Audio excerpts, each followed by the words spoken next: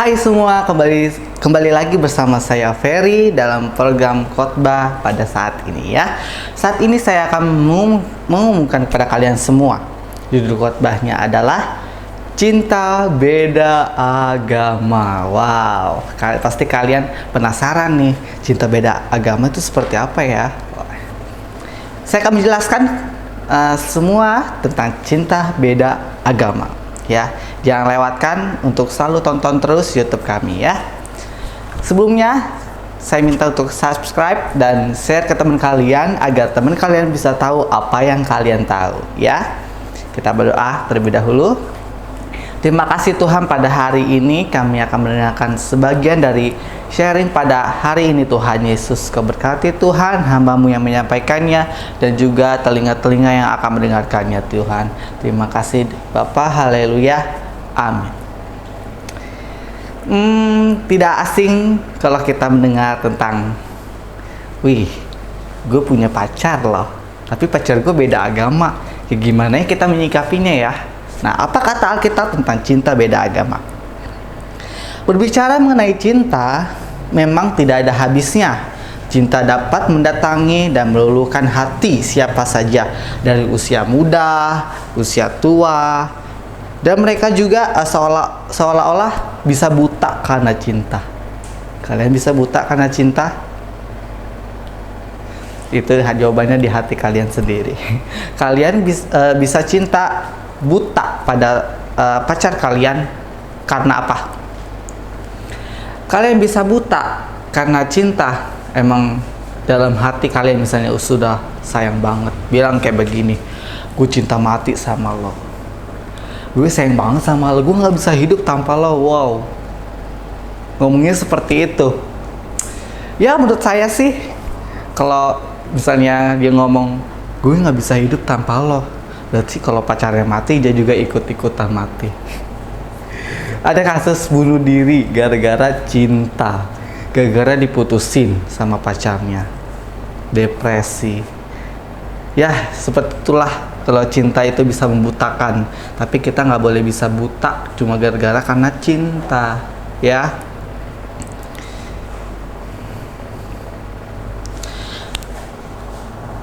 Tetapi hendaklah kita jangan sampai menjadi manusia yang lemah dan dengan mudahnya mengakhiri hidup kita sendiri karena satu permasalahan, baik itu karena permasalahan cinta maupun yang lainnya. Nah, di sini kita nggak bisa dengan mudah kita mengakhiri kehidupan kita cuma gara-gara cinta, cuma gara-gara pacar, cuma gara-gara kita nggak didukung ini itu. Ya, wajarlah kalau kita cinta, tapi cinta jangan melewati batas. Cinta sekedar cinta saja, tapi bukan cinta yang berlebihan. Kalau emang kita cinta, kita bisa ngelakuin apa aja. Misalnya gue udah cinta sama lo, lu mau pegang gue nggak apa-apa, karena gue udah cinta sama lo, gue cinta mati sama lo. Wow, amazing sekali pacaran yang seperti ini ya. Tapi menurut saya pacaran seperti ini nggak Kristen banget ya. Jadi pacaran yang direstui, misalnya pacar yang bener-bener takut akan Tuhan, nanti kita bahas ya. Nah, saya mau kasih tahu nih, ada 7 ayat yang tentang cinta beda agama. Yang pertama di Kolose 3 ayat yang ke-14, saya bacain ya. Dan di atas semuanya itu, kenakanlah kasih sebagai pengikat yang mempersatukan dan menyempurnakan. Jadi yang mempersatukan kita dan menyempurnakan kita adalah kasih. Ayat ini tadi yang saya bacakan tentang cinta kasih. Ya, Alkitab tentang cinta beda agama. Mungkin ayat ini yang diterjemahkan dengan memiliki pengertian seperti bahasa cinta ya. Kasih adalah bahasa cinta yang bisa kita gunakan untuk berkomunikasi dengan sesama kita manusia. Dan tentunya setiap orang yang bisa akan dapat mengerti bahasa cinta itu sendiri. Hukum kasih dalam Alkitab sendiri seringkali diajarkan oleh gereja dan pemimpin gereja, karena hukum kasih adalah salah satu hukum yang terpenting dan terutama dalam ajaran Kristiani. Nah, di sini adalah kasih. Kasihilah Tuhan Allahmu dengan segenap hatimu dan segenap jiwamu dan segenap akal budimu. Kasih Kalau berbicara tentang kasih, pasti kalian sudah mengerti kasih itu apa. Rasa cinta. Kasih itu rasa kita menyayangi. Kasih itu rasa kita baik sama orang. Kasih itu kita cinta, cinta semua yang Tuhan sudah berikan ke kita, kita cinta semuanya. Apa yang Tuhan berikan ke kita, kita terima kasih sama Tuhan, itu adalah kasih. Ya, kasih itu kasih. Ya, kasih itu jangan berlebihan. Tapi kalau kasih buat mengasihi Tuhan itu boleh. Ya, jadi kayak ibarat kita begini, seperti kita punya pacar, kita mengasihi dia, kita mencintai dia, tapi jangan melewati batas kalau kita mencintai sama Tuhan. Kalau kita cinta sama Tuhan, lebih dari segalanya, kita nggak boleh menduakan Tuhan cuma gara-gara pacar kita. Ya, kita buka di 2 Efesus 4 ayat yang kedua. 2 Efesus 4 ayat yang kedua. Saya bacakan ya. Hendaklah kamu selalu rendah hati, lemah lembut, dan sabar. Tunjukkanlah kasihmu dalam hal saling membantu. Ya, jadi kalau dalam kesusahan pacar kita bantu dia. Kalau pacar kita sedang membutuhkan kita maupun sedang meminta pertolongan, kita pasti bantu. Tapi bukan karena status ya. Misalnya status gue pacar lo, makanya gue bantu lo. Berarti kalau gue bukan jadi pacar lo lagi, gue nggak bantu lo lagi. Nggak kayak gitu ya. Jadi kalau kita mau menolong, kita mau bantu, itu tidak pandang status. Meski manusia memiliki latar belakang yang berbeda, baik itu dalam hal agama, ras, dan budaya, tetapi kita tetaplah sesama manusia yang hakikatnya harus saling menyayangi satu sama lain. Oleh karena itu, dalam pergaulan kita di dalam masyarakat yang majemuk ini, kita perlu untuk memiliki kasih agar kita bisa bertoleransi dengan masyarakat yang majemuk.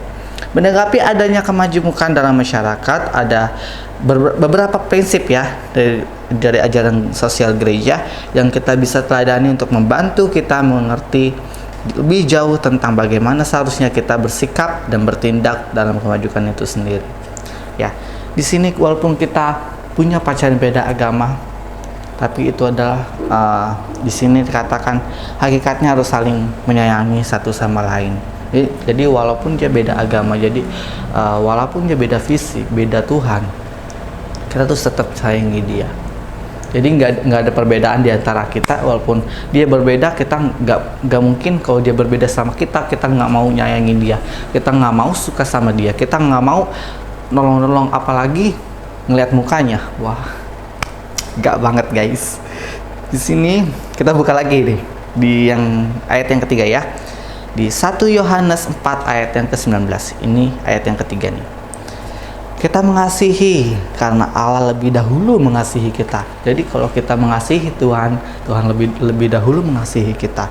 Salah satu makna kelahiran Yesus Kristus ya adalah untuk menyampaikan pesan kepada umat manusia bahwa Allah adalah kasih dan Ia sangat mengasihi manusia. Ayat ini menyinggung masalah cinta nih, masalah cinta kasih. Di samping ayat Alkitab juga tentang cinta beda agama ini membantu kita untuk mau menjadi pribadi yang lebih rendah hati. Kerendahan hati adalah salah satu sikap keteladanan Yesus Kristus. Nah, kerendahan hati adalah teladan Yesus Kristus. Walaupun kita sering merasa, kok gue sombong banget, kok gue tinggi hati banget, kok gue irian ya, kok gue sering sakit hati ya, wajar, karena itu adalah sifat-sifat manusia. Kita nggak bisa lepas dari sifat-sifat itu. Ya, kita cuma bisa berharap sama Tuhan supaya semuanya bisa lepas, supaya kita bisa lebih baik lagi ke depannya. Kita nggak mau jatuh dan jatuh. Kita nggak mau kalau kita jatuh nggak bisa bangkit lagi. Walaupun kita dijatuhkan derajat kita sama orang, kita harus tetap bangkit. Pengalaman saya adalah ketika saya misalnya diputusi oleh ketika saya sakit hati misalnya, saya bisa down. Tapi di saat itu nggak bisa mikir apa-apa, kosong, otaknya kosong, dan di situ pasti merasa kayak gak berguna, ngerasa kayak gue sendirian, gak punya siapa-siapa. Di saat kita jatuh pasti kita berpikir, gue gimana mau memperbaiki ini, gue gimana mau bangkit, caranya kayak apa, gimana sih saya mau bangkit tapi nggak tahu caranya, gue gimana mau melepas semuanya tapi nggak tahu caranya. Cinta beda agama. Sangat sulit sekali kalau kita memiliki cinta beda agama. Banyak larangan-larangannya. Semua agama juga larang cinta beda agama. Pasti banyak yang menyetujui kalau itu pacarannya satu agama, satu keyakinan, satu visi, satu misi, satu tujuan, satu Tuhan. Ya. Kita buka di ayat yang keempat nih ya. 1 Korintus 13 ayat yang ke-13. Demikianlah tinggal ketiga hal ini, yaitu iman, pengharapan, dan kasih. Dan yang paling besar antara semuanya adalah kasih. Nah, dari iman, pengharapan, dan kasih, paling besar adalah kasih. Ya, Tuhan mengajarkan, kasihilah Tuhan Allahmu, kasihilah musuhmu, kasihilah teman-temanmu, walaupun mereka jahat sama kamu, kamu harus tetap mengasihi dia. Ya. Selanjutnya nih, di ayat yang kelima ya, 1 Petrus 4 ayat yang ke-8. Selanjutnya untuk ayat yang bertema cinta kasih di samping ayat Alkitab ini ya, yang beda agama berbunyi seperti ini. Tetapi yang terutama, kasihilah sungguh-sungguh seseorang yang lain, sebab kasih menutupi banyak sekali dosa. Jadi kasih Tuhan banyak menutupi dosa-dosa kita. Dosa-dosa kita banyak, kasih Tuhan bisa menutupi itu semuanya.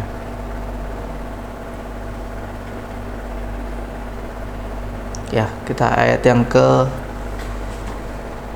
bentar. Kalau berbicara dengan beda agama, Tuhan gak mengizinkan kita pacaran beda agama. Karena tujuan kita pacaran dengan orang yang beda agama tuh berbeda. Kalau tujuan agama dia, kalau kita pacaran pasti tujuannya berbeda. Kalau di agama kita, intinya pacaran itu berbeda. Visinya berbeda. Tujuan kita pacaran tuh berbeda. Ya. Di sini nih saya bilang ya, di 2 Korintus 8 ayat ke-14 sampai ke-15. Janganlah kamu merupakan pasangan yang tidak seimbang dengan orang-orang yang tak percaya, sebab persamaan apakah terdapat antara kebenaran atau kedurhakaan, atau bagaimana terang dapat bersatu dengan gelap. Ya, persamaan apakah yang terdapat antara Kristus dan Belial? Apakah bagian bersama-sama orang-orang yang percaya dengan orang-orang yang tidak percaya? Jadi kita adalah anak terang. Kalau kita anak terang, kita bersatu dengan gelap. Apakah terang dan gelap itu bisa bersatu? Nggak akan bisa. Jadi cinta beda agama itu nggak bakal bisa bersatu ya. Ayat Alkitab nih ngomong bukan saya ngomong ya. Di sini kebenaran atau kedurhakaan? Mau kebenaran atau kamu meraih kedurhakaan? Apa kamu mau mengikuti kedurhakaan? Apakah kedurhakaan mau mengikuti kebenaran? Pilihan ada di kamu ya. Kayak saya cuma mengingatkan di ayat Alkitab ini ya. Di 2 Korintus 6 ayat yang ke-14 sampai ke-15, itu ayat yang tadi ya. Maaf. Nah, jadi di sini kalau kita memang punya pacar yang beda agama, yang pertama kita udah jelas-jelas beda keyakinan, kedua beda tujuan, ketiga kita beda visi dan misi, yang keempat itu nggak bakal bisa bersatu ya, karena terang dan gelap itu nggak bakal bisa bersatu walaupun dipaksakan ya. Jadi intinya kalian kalau mau cari pasangan lah yang seiman, yang takut akan Tuhan, yang bisa menjaga kamu, yang bisa membimbing kamu lebih baik, dan juga bisa menolong kamu saat kamu susah, dan tidak ada kecemburuan, dan tidak ada rasa iri hati kalau dalam percintaan, maupun rasa kita menyombongkan diri. Kalau gue punya pacar, nggak boleh kayak begitu ya. Kalau kita punya pacar itu harus kita jaga baik-baik, bukan untuk disombongkan. Weh, gue punya pacar loh, ini pacar gue. Kamu mamerin pacar kamu, sedangkan kamu aja nggak cinta sama dia, cuma dibuat dimanfaatin doang. Jadi nggak banget kalau pacaran seperti itu ya. Paling benar adalah pacaran yang seiman, yang takut akan Tuhan, visinya sama, tujuannya sama, kita bisa bersama-sama dan tidak akan bisa dipisahkan kecuali maut yang memisahkan kita ya. Jadi kita berdoa pada hari ini. Terima kasih Tuhan, hari ini sudah mendengarkan sebagian sharing pada hari ini Tuhan tentang cinta yang beda agama Tuhan. Kita tahu Tuhan Yesus kalau cinta beda agama itu tidak akan bisa dipersatukan, dan kita juga mau Tuhan memiliki pasangan yang seiman Tuhan Yesus. Dalam nama Tuhan Yesus kami sudah berdoa dan mengucap syukur. Haleluya. Amin. Tuhan memberkati kalian semua.